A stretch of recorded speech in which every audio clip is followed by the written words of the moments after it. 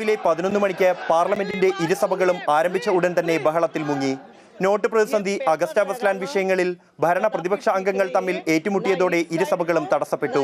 Not പിൻവലിക്കൽ വിഷയത്തിൽ തങ്ങളെ സംസാരിക്കാൻ അനുവദിക്കുന്നില്ലെന്നും പ്രതിപക്ഷത്തിലെ ഉന്നത നേതാക്കൾക്ക് പറയാൻ അവസരം നൽകണമെന്നും ലോക്സഭയിൽ കോൺഗ്രസ് സഭാ നേതാവ് മല്ലികാർജ്ജുൻ ഖാർഗെ ആക്ഷേപം ഉന്നയിച്ചു.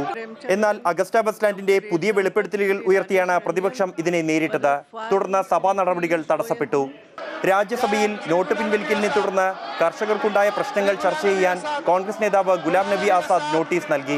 ഗുലാം നബി ആസാദ് സംസാരിച്ചു തുടങ്ങിയപ്പോഴേക്കും കഴിഞ്ഞ സർക്കാരിന്റെ കാലത്തെ ചില അഴിമതി കഥകൾ കൂടി പുറത്തു വന്നിട്ടുണ്ടെന്നും അത് ചർച്ച ചെയ്യണമെന്നും BJP നേതാവ് മുഖ്താർ അബ്ബാസ് നഖ്വി ആവശ്യപ്പെട്ടു. ഭരണകക്ഷി അംഗങ്ങൾ പ്ലക്കാർഡുകളും പത്രങ്ങളും ഉയർത്തി ബഹളമുയർത്തിയതോടെ സഭ തടസ്സപ്പെട്ടു. പ്രധാനമന്ത്രി നരേന്ദ്രമോദിക്കെതിരായ തെളിവുകൾ പുറത്തുവിടുമെന്ന് രാഹുൽ ഗാന്ധി പ്രഖ്യാപിക്കുമ്പോൾ അഗസ്റ്റ വെസ്റ്റ്ലാൻഡിന്റെ പുതിയ തെളിവുകൾ ഉയർത്തിയാണ് പ്രതിപക്ഷം അതിനെ നേരിടുന്നത്. മാതൃഭൂമി ന്യൂസ്, ഡൽഹി.